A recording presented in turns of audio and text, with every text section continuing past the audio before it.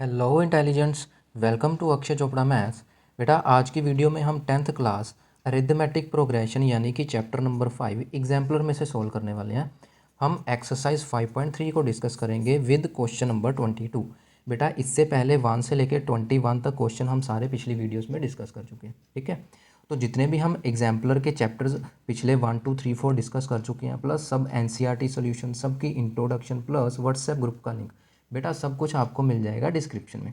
बात को समझ गए, ठीक है। सब कुछ आपको डिस्क्रिप्शन में मिल जाएगा, तो प्लीज़ डिस्क्रिप्शन में ज़रूर जाना और इसको चेक करना।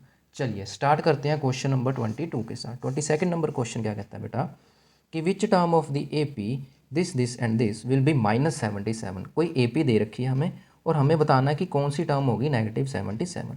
And then find sum of this A P up to term -77। तो वो कहता है -77 जो भी टर्म होगी वहाँ तक आप सम भी फाइंड कर दो। चलो इतना काम कर दो हमारा, हम आपको नंबर दे देंगे।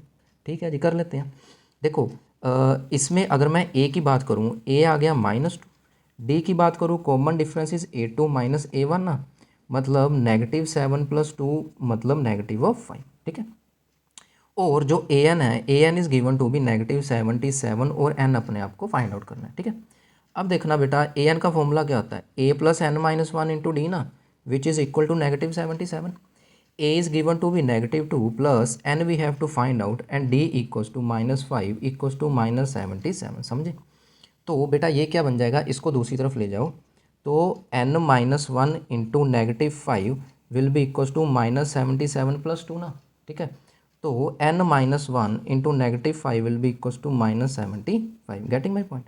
तो n - 5 will be equals to -75/-5, ये क्या आ गया 15। ओके, तो n - 1 इक्वल्स टू 15 यानी कि n की वैल्यू क्या आ गई 15 + 1 विच इज़ इक्वल्स टू 16, ठीक है। यानी कि 16th टर्म जो होगी वो क्या होगी -77, मतलब 16th पोजीशन पे -77 पड़ा होगा। फिर उसने बोला था कि जो भी आंसर आए वहाँ तक आप सम निकाल दो, यानी कि S16 की वैल्यू निकालनी है ना। तो S16 का मतलब क्या होता है n/2, ठीक है। अच्छा पहले ना मैं Sn का जनरल फॉर्मूला लिख देता हूँ, n/2 A + L, ठीक है। आप चाहो तो दूसरा फॉर्मूला भी यूज़ कर सकते हो, मैं AL यूज़ कर रहा हूँ। क्यों? क्योंकि बेटा 16th पोजीशन हमारी लास्ट ही हो गई ना, ठीक है। तो फर्स्ट टर्म तो -2 थी और लास्ट पे क्या पड़ा हुआ है -77। ये चीज़ समझ आ रही है कि नहीं, ये बड़ा इंपॉर्टेंट है बेटा। बच्चे दूसरा मेथड लगाते हैं, आप L वाला भी लगा सकते हो, क्योंकि मैं 16 तक फाइंड कर रहा हूँ ना, तो 16th एक तरह से मेरे लिए लास्ट टर्म हो गई ना, तो मैं -77 लिख ही सकता हूँ यहाँ पे, ठीक है। 2 1 = 2, 2 8 = 16। तो 16 टर्म का सम क्या आ जाएगा 8 × ये बन गया -79 ना, -2 और -77। तो S16 क्या आ गया 8 9 = 72, 7 कैरी, 8 7 = 56, 56 और 7 क्या हो गया 63। तो -632 विल बी योर आंसर, ठीक है। बिल्कुल ईजी, बिल्कुल सिंपल क्वेश्चन था। नेक्स्ट क्वेश्चन ट्राई करते हैं बच्चे। क्वेश्चन नंबर 23, हाँ 23 नंबर क्वेश्चन क्या बेटा, if a n is this, general term दे रखी है, show that this forms an A P, कर देते हैं शो। ऑल्सो फाइंड S20, तो 20th टर्म तक का सम बता दो। अच्छा अब ए एन क्या है बेटा, ए एन था 3 - 4 है ना, 3 - 4, हाँ ठीक है, ठीक है। तो A1 क्या हो जाएगा बेटा 3 - 4 × 1 which will be equals to 3 - 4 that is -1। A2 क्या हो जाएगा 3 - 4 × 2 ना, that is 3 - 8 which will be equal to -5। A3 क्या हो जाएगा बेटा 3 - 4 × 3 ना, 3 - 12 which will be equals to -9, ठीक है। समझ गए, ये आ गया। अच्छा अब देखो ध्यान से -1 -5 -9 इतना बन गया आपके पास। तो ये ए पी बन रहा है ना, 4 4 का गैप है सब में, ठीक है। ए पी बन रहा है, 4 4 का गैप है सब में। तो ए की वैल्यू यहाँ पे -1 है, डी की वैल्यू क्या हो गया -5 -1, A2 - A1 होता है कि नहीं। तो कॉमन डिफरेंस तो अपन ने देख ही लिया था कि -4 आ रहा है। अच्छा अच्छा अब क्या करना, क्या बेटा S20 निकालना है। S20 का मतलब क्या हो गया कि हमें n की वैल्यू भी 20 दे रखी है ना। तो पहले तो Sn का फॉर्मूला क्या होता है बेटा n/2 2a + n - 1 × D। Exam में फॉर्मूला जरूर लिख के आना, इसके मार्क्स होते हैं। तो S20 हो गया 20/2, 2 × a की वैल्यू थी बेटा -1 प्लस n था 20 और D आया था -4। अब इन सबको कैलकुलेट कर लो और आपका आंसर आ जाएगा, ठीक है। तो it will be equals to 10 -2, ये क्या बन जाएगा बेटा, ये नेगेटिव पॉजिटिव नेगेटिव आ गया। 20 - 1 19, 19 4 ज़ार 76, ठीक है। ये बन गया 10 × -78 which will be equals to -780, ठीक है। बिल्कुल सिंपल, बिल्कुल ईजी क्वेश्चन था बच्चे। चलिए आगे बढ़ते हैं नेक्स्ट क्वेश्चन की तरफ। Question number 24। Question number 24 says in an AP if S N, यहाँ पर क्या था बेटा, ए एन जनरल दे रखा था, यहाँ एस एन की जनरल फॉर्म दे रखी है, तो हमें ए पी फाइंड करनी है। ठीक है, अब ए पी फाइंड करने के लिए हमारे पास जनरल टर्म होगी तो हम ए पी फाइंड कर लेंगे ना। ठीक है कि नहीं, यहाँ पे भी बेटा जनरल टर्म थी तो यहाँ से हमने एन को 1 2 3 पुट करके ये ए पी बना नहीं ली थी। ठीक है, तो हम एस एन से ए एन की तरफ बढ़ेंगे तो ए पी मिल जाएगी। अब पहले मैं एस एन लिख देता हूँ। एस एन क्या होता है, एस एन अपने आप को जो गिवन है, S N is given to be N times 4n+1, N times 4n+1। अब ध्यान से देखना बेटा ज़रा, आपकी बुक में फॉर्मूला दिया हुआ है, मैंने इंट्रोडक्शन में भी बताया था कि एस एन से जब ए एन निकालना हो तो उसका फॉर्मूला होता है S N minus S N minus 1। अब ये आया कहाँ से, मैंने इंट्रोडक्शन में बड़ी डिटेल में बताया हुआ, आपको ज़रूर समझ आएगा। इंट्रोडक्शन वीडियो ज़रूर देखना, डिस्क्रिप्शन में है। तो एस एन का मतलब क्या होगा, अगर मैं इसको अंदर मल्टीप्लाई कर दूँ तो 4n² + n बन जाएगा। माइनस n माइनस 1 का मतलब क्या होता है, n की जगह आप n माइनस 1 पुट कर दो और n माइनस 1 पुट कर दो। समझ आ गई इतनी बात। ठीक है, देखना ध्यान से बेटा, ये क्या बन जाएगा आपके पास, ये बन जाएगा 4n² + n माइनस, यहाँ पे फॉर्मूला लगा दो बेटा, a² + b² माइनस 2ab। ठीक है, प्लस n माइनस 1, तो ये हमने फॉर्मूला लगा दिया। ठीक है, अब देखना ध्यान से, ये क्या बन जाएगा, 4n² + n माइनस, ये बन गया 4n², ये बन गया -4, ये नेगेटिव नेगेटिव पॉजिटिव हो गया 8n, बात को समझे, plus n minus 1। Getting my point. अब देखना ध्यान से बेटा, 4n² कट जाएगा। ठीक है, तो ये क्या बन गया, n और n 2n और 8n 10n आ गया, 10n आ गए और फिर -5 आ गया। ये बन गई अपनी जनरल टर्म। इतना क्लियर है बच्चे, यानी कि जो ए एन है, a n comes out to be 10n - 5, ये ए एन आ गया। अब यहाँ से ए पी भी आ जाएगी। ए वन की वैल्यू क्या आ जाएगी, 10 × 1 - 5 which is equals to 10 - 5 that is 5 here. A two क्या आ जाएगा, 10 × 2 - 5 which is 20 - 5 that is 15 here, है ना, 10 का गैप आ गया ना। ए थ्री देख लो बेटा, 10 × 3 - 5 which is 30 - 5 that is 25, again 10 का गैप आ गया। ठीक है, तो देयर फोर जो अपनी ए पी है, ए पी क्या बन गई बेटा, ए पी बन गई 5 15 25 एंड सो ऑन। देखा कितना आसान क्वेश्चन था। ठीक है, बस आपको ये पता होना चाहिए कि ए एन को हम एस एन की हेल्प से ऐसे फाइंड आउट करते हैं, एस एन माइनस 1।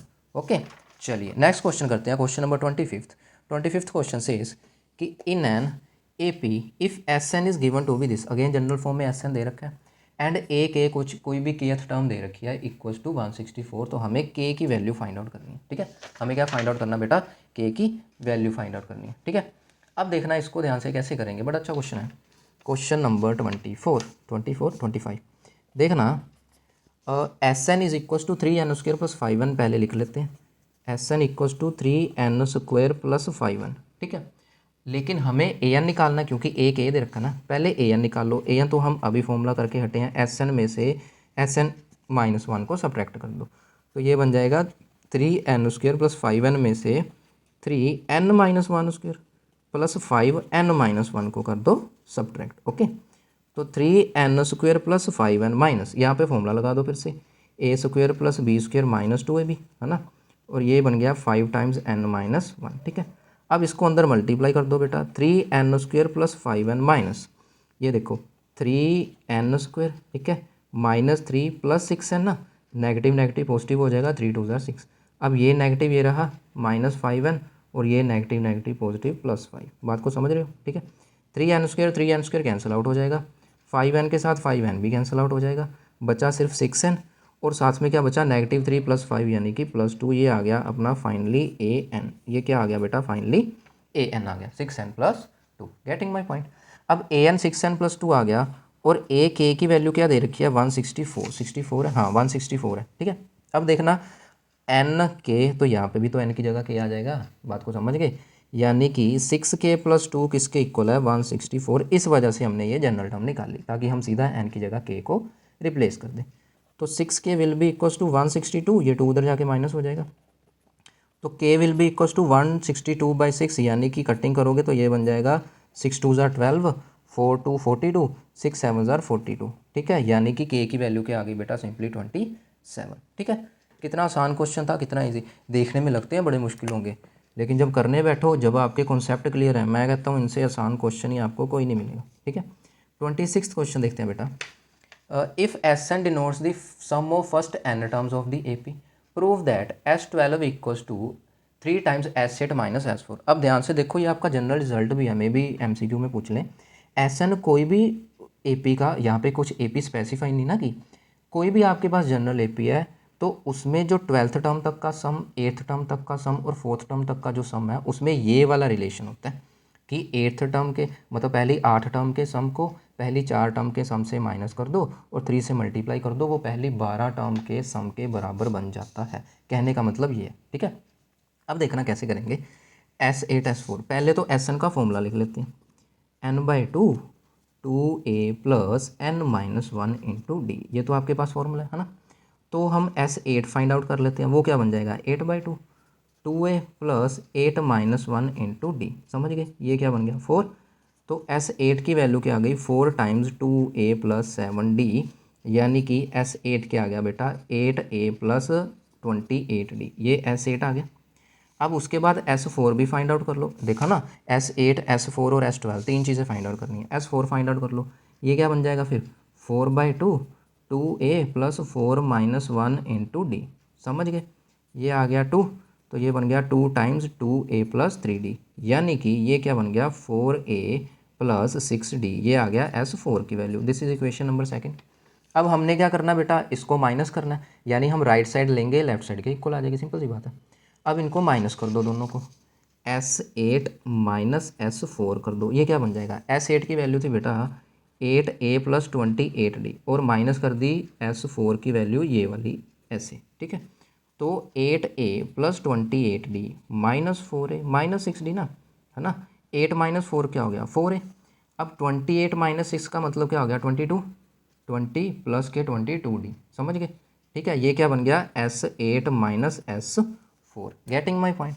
अब देखना S12 की वैल्यू निकाल लो बेटा, मैं यहाँ पे लिख देता हूँ, नहीं तो बार बार पेज पलटना पड़ेगा। S12 क्या हो जाएगा 12/2 2a plus 12 minus 1 into D, ठीक है। ये 6 आ गया। तो S12 क्या आ गया 6 टाइम्स 2a प्लस 11d। समझ गए इस बात को। अब क्या करो बेटा 3 इधर रहने दो, इसको मैं 3 इंटू 2 लिख सकता हूँ ना, वो वाला 2 मैं अंदर मल्टीप्लाई कर रहा हूँ, वो बन गया 4a प्लस 22d। अब ध्यान से देखो बेटा, ये 4a प्लस 22d ये रहा S8 माइनस S4 ही तो है, ठीक है। ये 4a minus 22d plus 22d यही तो है, यानी कि S12 क्या आ गया 3 टाइम्स S8 माइनस S4 नहीं आ गया। यही तो अपने को प्रूव करना था, सिंपल। समझ गए ना बेटा। इस 6 को मैं 3 इंटू 2 लिख सकता हूँ, 3 मैंने बाहर लिखा रहने दिया और ये 2 को अंदर मल्टीप्लाई कर दिया, ये 4 आ गया 22 आ गया। अब 4a plus 22d S8 minus S4 ही तो था, तो मैंने इसकी जगह S8 माइनस S4 लिख दिया। समझ गए, और अपना प्रूव हो गया। चलिए आगे बढ़ते हैं नेक्स्ट क्वेश्चन की तरफ। क्वेश्चन नंबर 27, बड़ा अच्छा क्वेश्चन है बेटा। क्वेश्चन नंबर 27 से find sum of first 17 terms. पहली 17 टर्म्स का सम बताओ। बता देते हैं भाई साहब, क्या मुश्किल है। Of an AP whose 4th and 9th terms are -15 -30। ये तो इस तरह के तो NCERT में भी बड़े भरे पड़े हैं, ठीक है। उसकी 4th और 9th टर्म दे रखी है, तो आपको पहली 17 4th और 9th टर्म दे रखी है, वहाँ से A और D मिल जाएगा, क्या दिक्कत है बेटा, ठीक है। 4th टर्म का मतलब हो गया a प्लस 3d, ठीक है। a plus 3d is given to be -15, a plus 3 is given to be -15। फिर क्या था 9th टर्म, यानी कि a plus 8d is given to be -30, ठीक है। a प्लस 8d की वैल्यू क्या है बेटा -30। Getting my point.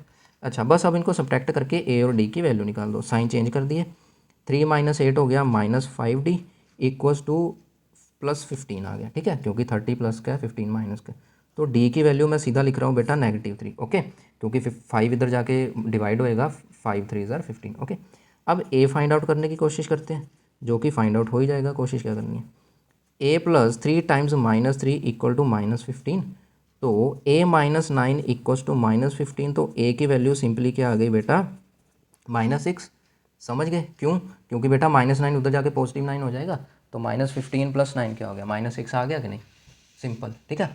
तो अब ए और डी की वैल्यू आ गई, हमें क्या फाइंड करना था 17 टर्म का सम, तो कर लेते हैं। इसमें क्या, तो बार बार आपको बोलता हूँ पहले जनरल फॉर्मूला लिख देना, इसके मार्क्स होते हैं, ठीक है। मान लो भगवान ना करे आगे कोई थोड़ी बहुत कैलकुलेशन मिस्टेक हो जाए, तो इसके मार्क्स मिल जाते हैं, ठीक है। तो एन की वैल्यू 17 हो गई, 2 into -6 plus 17 minus 1 into D की वैल्यू क्या थी बेटा -3 आई थी, ये लो, ठीक है। तो 17 तो कट होता नहीं, ऐसे ही बचा रहेगा, तो -12 हो गया, और ये माइनस हो गया ना, प्लस माइनस माइनस 16 3 ज़ार ठीक है। 16 3 ज़ार क्या होता है 48। ओके, तो ये बन गया 17/2 मल्टीप्लाई में माइनस ये क्या बन गया 48 50 60 आ गया, तो ये बन गया 30। तो क्या बन गया 17 मल्टीप्लाई -30, तो 17 टर्म का सम नेगेटिव में आ जाएगा, जीरो यहाँ रही, ठीक है। 3 7 ज़ार 21, 3 और 2 5, -510 आ गया फर्स्ट 17 टर्म्स का सम, ठीक है। बिल्कुल सिंपल, बिल्कुल इजी क्वेश्चन था, कुछ मुश्किल नहीं है। चलिए आगे बढ़ते हैं क्वेश्चन नंबर, ये कौन सा क्वेश्चन था 27। अब आगे बढ़ते हैं क्वेश्चन नंबर 28 के पास, ठीक है। टोटल हमारे पास आज कितने क्वेश्चन है 32 क्वेश्चन है, ठीक है। 28 पे बढ़ रहे हैं हम, ये रहा। हाँ, 28th क्वेश्चन क्या कहता है बेटा कि if the sum of first 6 terms, wait a minute, हाँ ये रहा 28th, क्या है sum of first 6 terms of an AP is 36।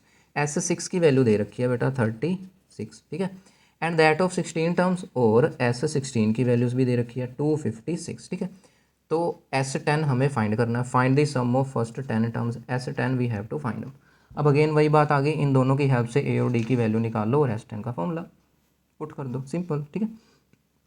तो एस 6 के अकॉर्डिंग क्या हो जाएगा 6/2 2a plus 6 -1 into d equal to 36, and मैं दोनों को पैरेलल चला रहा हूँ, 16/2 2a प्लस 16 -1 इंटू डी किसके इक्वल आ गया 256, ठीक है। ये बेटा बन जाएगा 3, तो 3 टाइम्स 2a प्लस 5d किसके इक्वल है बेटा 36, एंड इसको कर दो divide 8, 8 times 2a plus 15d ये किसके इक्वल आ गया 256 के, ठीक है।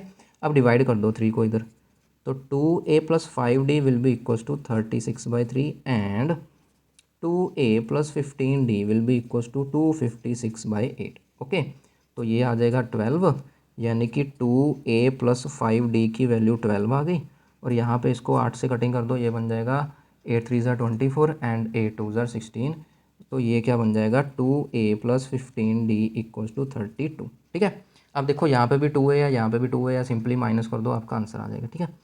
तो 2a plus 5d equal to 12 थी, दूसरी क्या थी 2a plus 15d equals to 32, कर दिया माइनस साइन चेंज, तो 2a कैंसिल आउट हो जाएगा, 5 -15 यानी कि -10 माइनस ये क्या बन जाएगा आपके पास 20, तो नेगेटिव नेगेटिव कैंसिल आउट, तो d की वैल्यू क्या आ गई सिंपली 2, ठीक है। d की वैल्यू क्या आ गई सिंपली 2, ओके। अब d 2 आ गया, a फाइंड कर लो, यहाँ जहाँ मर्जी दोनों में पुट कर दो, तो 2a plus 5d equals to 12, तो 2a plus 5 into 2 equal to 12, तो 2a प्लस 10 इक्वल टू 12, ये 10 उधर जाके माइनस होएगा, तो 2a की वैल्यू 2 आ गई, यानी कि a की वैल्यू सिंपली 1 आ गई, ठीक है। a और d दोनों मिल गए ना। अब चुपचाप से अपना S10 निकाल के आगे बढ़ो।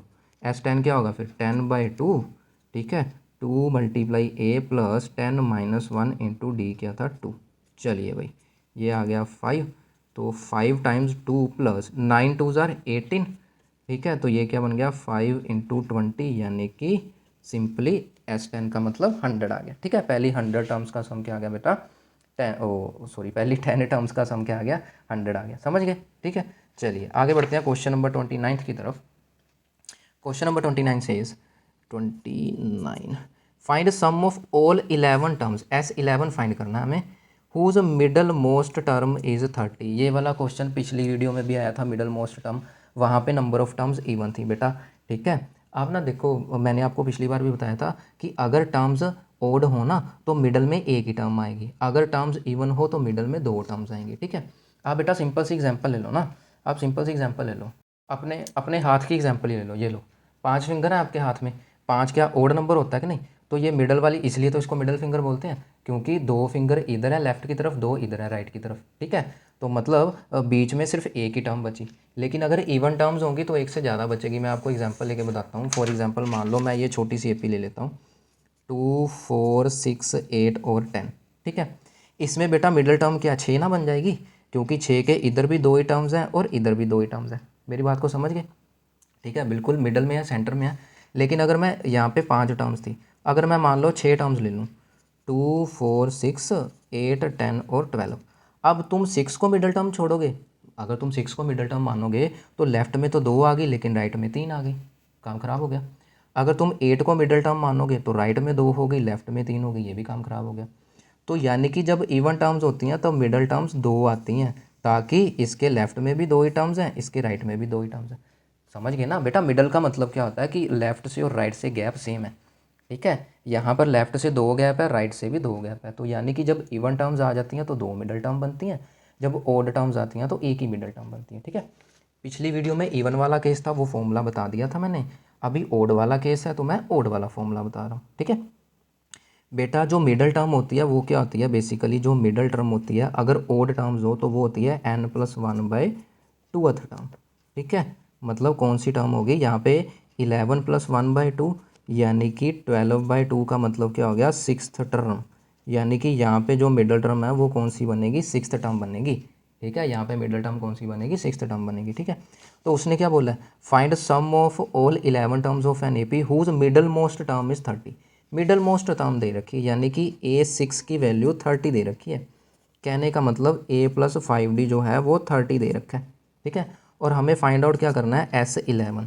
तो पहले तो यहाँ SN का फॉर्मूला लगा दो, n-1 × D। अब आप बोलोगे सर 6th टर्म की हेल्प से सम कैसे निकलेगा, देखो S11 है, 11/2 ना, 2A + 11-1 × D बन जाएगा। ये बात को समझ गए, ध्यान देना बेटा, ये 2A + 10D बन गया। ठीक है, अगर मैं यहाँ से 2 कॉमन कर दूँ, ध्यान देना, अगर मैं यहाँ से 2 कॉमन कर दूँ तो अंदर A+5D रह जाएगा। कॉमन करना तो आ गया होगा, क्वाड्रेटिक इक्वेशन बड़ा अच्छे से किया हमने। ठीक है, ये 2 से 2 कट जाएगा। अब 11 इंटू, ध्यान देना बेटा, A+5D ये रहा, A+5D वो तो 30 की गिवन है, तो यहाँ पे सीधा 30 पुट करेंगे तो 330 आ गया S11। देखा कितना अच्छा क्वेश्चन था। ठीक है कि नहीं, 2 कॉमन आके कट गया, A+5D बचा ना, और वो A+5D तो 30 गिवन है। ठीक है, तो इसमें मेन चीज़ यही ध्यान रखने वाली थी कि मिडल टर्म का फॉर्मूला क्या है। ठीक है, और यहाँ पे थोड़ा सा अपना दिमाग चलाना है, 2 कॉमन निकालने वाला, और कुछ नहीं है। ठीक है, ठीक है, एक तो फॉर्मूला बताओ, दूसरा भगवान की कृपा से दिमाग चल जाए। चलो जी, 30th question, find sum of last 10। आहा क्या क्वेश्चन है बेटा, फाइंड सम ऑफ लास्ट 10, पीछे से 10 टर्म्स का सम निकालना है। लो जी, शुरू से 10 टर्म का सम तो अभी हमने निकाला 11th का, ये लास्ट से बोल रहा है। कोई बात नहीं, इसने क्वेश्चन घुमा दिया ना, हम AP घुमा देंगे। मतलब AP क्या है, 8 + 2 10, 10 + 2 12, 12 + 2। ध्यान देना, ध्यान देना, एक छोटी सी एग्जांपल देता हूँ बेटा। अगर मैं ये AP बना दूँ 2 4 6 8 10, ठीक है, ठीक है, इसमें कॉमन डिफरेंस क्या आ गया, 2 आ गया ना। लेकिन अगर मैं इसको उल्टा कर दूँ 10 8 6 4 2, इसमें कॉमन डिफरेंस क्या बन जाएगा, -2 बन जाएगा। मेरी बात को समझ गए बेटा, इसमें भी 2 2 का गैप है, ये AP है, इसमें -2 का गैप है, ये भी AP है। मतलब कि मैं इसको उल्टा करके लिख सकता हूँ कि नहीं, तब भी तो वो AP बनेगी। ठीक है, मतलब अगर मैं सीधा लिखने से 2 2 प्लस कर रहा हूँ तो उल्टा लिखने से 2 2 माइनस करूँगा, इसमें क्या दिक्कत है। ठीक है कि नहीं, वही काम मैं यहाँ पे कर रहा हूँ। यहाँ पे अगर AP 8 10 12 और 126 गिवन है, तो जब मैं इसको उल्टा लिखूँगा, यहाँ पे 2 2 प्लस नहीं हो रहा, 8 और 2 10, 10 और 2 12, तो जब मैं उल्टा लिखूँगा इसको, जब मैं उल्टा लिखूँगा इसको तो 2 2 माइनस ना करूँगा, समझ गए, 2 2 माइनस ना करूँगा। ठीक है, तो अब मेरी AP ये बन गई। ठीक है, अब देखो लास्ट से 10 टर्म का सम निकालना था, यानी कि शुरू से 10 टर्म का सम निकालना है। अगर उसने क्वेश्चन उल्टा कर दिया तो हमने AP भी उल्टा कर दी। बात समझ गए, उसने क्वेश्चन अपोजिट कर दिया, हमने AP भी अपोजिट कर दी। ले भाई, हम तुमसे भी चलाक हैं। ठीक है, तो यहाँ से A की वैल्यू 126 आ गई, D की वैल्यू तो -2 आने वाली है। ठीक है, और लास्ट टर्म अपने पास 8 है। ठीक है, तो सम ऑफ 10 टर्म्स का फॉर्मूला पहले SN का लिख लो। तो यहाँ पे मैं फॉर्मूला लगाने जा रहा हूँ सिंपल सा A + L, क्योंकि मेरे पास लास्ट टर्म गिवन है। ठीक है, तो S क्या था, 10 था ना, तो ये बन जाएगा 10/2, A की वैल्यू 126 और L की वैल्यू 8। बात को समझ गए ना, लास्ट से 10 टर्म्स का सम किसके इक्वल हो गया, शुरू से 10 टर्म का सम, बस। तो ये क्या बन जाएगा, अच्छा 10 से बेटा यहाँ पे 5 मत लिख देना, पता क्यों, क्योंकि 126 + 8 कितना हो गया, 134 ना, तुम सीधा इसको 2 से डिवाइड कर दो, ये बन जाएगा 2 6 12, 2 7 14, तो सीधा 670 आंसर आ जाएगा। ठीक है, क्योंकि 10 से मल्टीप्लाई करना तो ईजी है, यहाँ तुम 5 से 5 कर देते, फिर 5 को 134 से मल्टीप्लाई करते, इतना झंझट, यहाँ पे सीधा तुमने डिवाइड करा, पीछे जीरो लगा दी, क्वेश्चन खत्म। ठीक है, तो हार्ड वर्क के साथ साथ थोड़ा स्मार्ट वर्क भी चाहिए, थोड़ा स्मार्ट वर्क भी ज़रूरी है। ठीक है, चलिए अब देखते हैं 31st number question, which is the last question of the video. ना ना, एक और है, 32 क्वेश्चन है। चलिए 2 क्वेश्चन रह गए इस वीडियो के। ठीक है बेटा, इस चैप्टर के अभी और भी क्वेश्चन है, 3 4 क्वेश्चन और हैं, वो नेक्स्ट वीडियो में ख़त्म कर देंगे इस एक्सरसाइज को। ठीक है, तो कहीं ये बहुत बड़ी वीडियो ना बन जाए, इस वजह से मैंने यहाँ पे नहीं करवाया। चलिए 31st क्वेश्चन क्या है, find the sum of first 7 terms of an AP. लो जी, S7 अपने को फाइंड आउट करना है। Which are multiple of 2 as well as 9, जो 2 और 9 दोनों के मल्टीपल हैं। दोनों के मल्टीपल कौन से होते हैं बेटा, सिंपली एलसीएम ले लिया करो। एलसीएम ऑफ 2 एंड 9, 2 और 9 का एलसीएम होता है 18, ठीक है जी। तो पहले 7 मल्टीपल्स 2 एंड 9 के, मतलब पहले 7 मल्टीपल्स 18 के, ठीक है। क्वेश्चन उसने घुमा दिया, ठीक है। तो पहले 7 मल्टीपल्स का मतलब ए पी की वैल्यू, अच्छा यहाँ पे तो N7 ही आ गया, ठीक है। ए पी क्या आ गई अपने पास 18, फिर 36, यही ए पी बन गई। और 7 तक जाना है, यानी कि अब यहाँ पे ये 18 का टेबल ही तो होगा। अभी मैंने आपको बताया था, लिख के कहाँ बताया था, ये रहा। ये क्या है सारे, ये सारे 2 के मल्टीपल नहीं है। 2 के मल्टीपल होने का मतलब 2 का टेबल ही तो रीड कर रहे हैं। 2 2 4, 2 3 6, 2 4 8, 2 5 10। वैसे यहाँ पे 18 का मल्टीपल यानी 18 का टेबल ही तो रीड कर रहे हैं। अब पहले 7 मल्टीपल चाहिए, यानी 18 का टेबल 7 तक रीड करो, तो 7th टर्म क्या बन जाएगी, 126। बात को समझ गए, ठीक है जी। तो अभी यहाँ से ए की वैल्यू बेटा 18 आ गई, और डी की वैल्यू तो फाइंड करने की ज़रूरत ही नहीं है, 18 का टेबल है तो डी तो 18 ही होगा। एन फाइंड आउट, एन की वैल्यू 7 आ गई, S7 फाइंड आउट करना। तो वही पहले SN का फॉर्मूला लगा दो, ठीक है। यहाँ पे भी मैं L वाला लगाऊंगा क्योंकि लास्ट टर्म मेरे पास मौजूद है।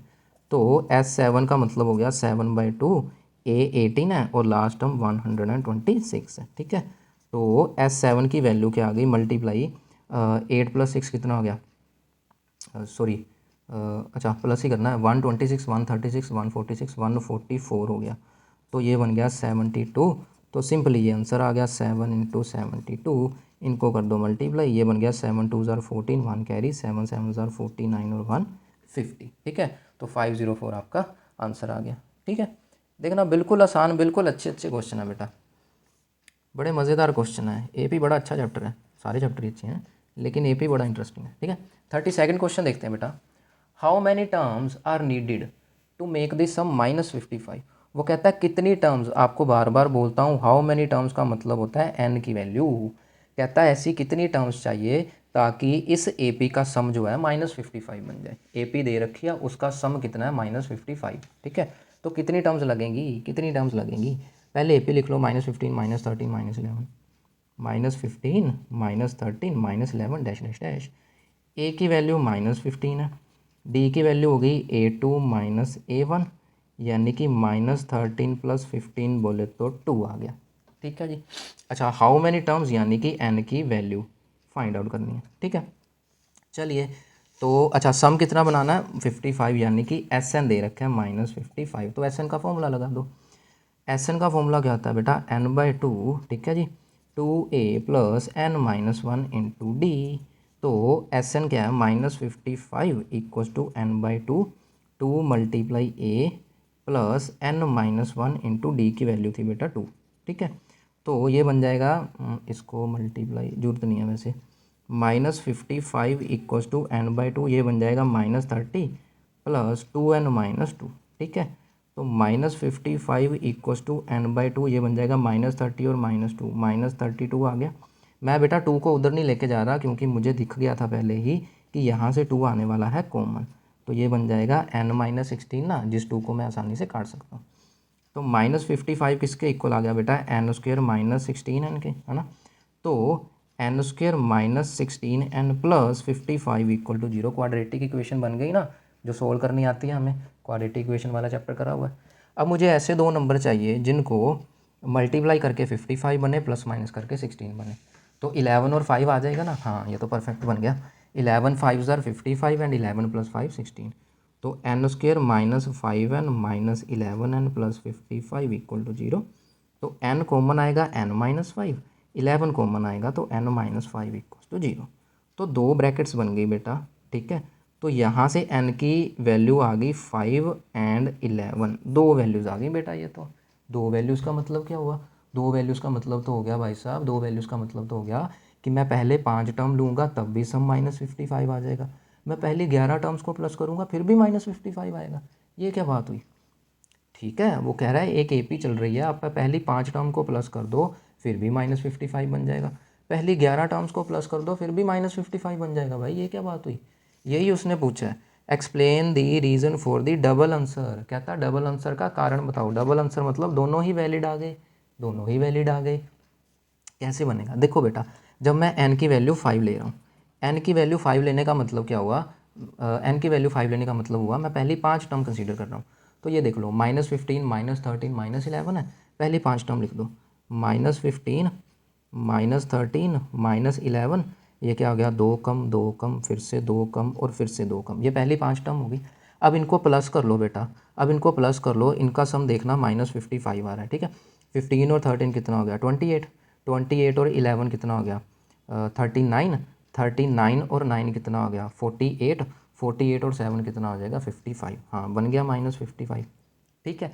लेकिन अगर मैं n को 11 ले रहा हूँ फिर भी 55 आ रहा है, ये क्या बात हुई, देख लेते हैं भाई, 11 टर्म्स लिख लेते हैं।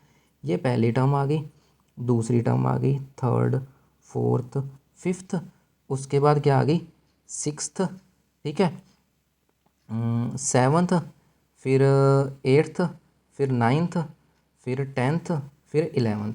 बात को समझ गए बेटा, दो दो कम कर रहा हूँ, दो दो एक्चुअली प्लस कर रहा हूँ, 2 प्लस कर दिया, 2 प्लस कर दिया 11, 2 प्लस करा 9, 2 प्लस करा 7, 2 प्लस करा -5, 2 प्लस करा -3, 2 प्लस करा -1, 2 प्लस करा +1, 2 प्लस कर दिया, 2 प्लस कर दिया।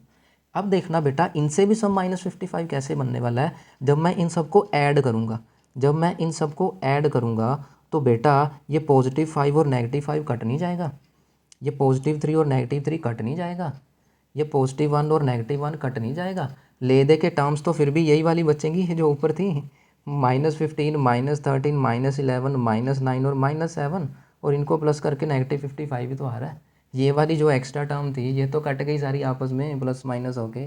बात को समझ गए, देखा कितना बढ़िया क्वेश्चन था, कितना इंटरेस्टिंग क्वेश्चन था, ठीक है। दो दो आंसर आ गए और दोनों ही वैलिड हो रहे हैं, बताओ ये क्या बात हुई, ठीक है कि नहीं। दो आंसर आ गए, दोनों ही वैलिड हो गए, क्यों, क्योंकि जब हम 11 टर्म्स ले रहे हैं तो जो भी एक्स्ट्रा नंबर आएंगे वो तो पॉजिटिव नेगेटिव होंगे एक दूसरे के, वो तो कैंसिल आउट हो जाएंगे, ठीक है, बचेंगे फिर भी यही वाले, ठीक है। कितना अच्छा, कितना बढ़िया क्वेश्चन था, ठीक है स्टूडेंट्स। तो मिलेंगे नेक्स्ट वीडियो में ऐसे ही बढ़िया क्वेश्चंस के साथ और ऐसी ही बढ़िया एक्सप्लेनेशन के साथ, तो बने रहिएगा। Till then goodbye and take care.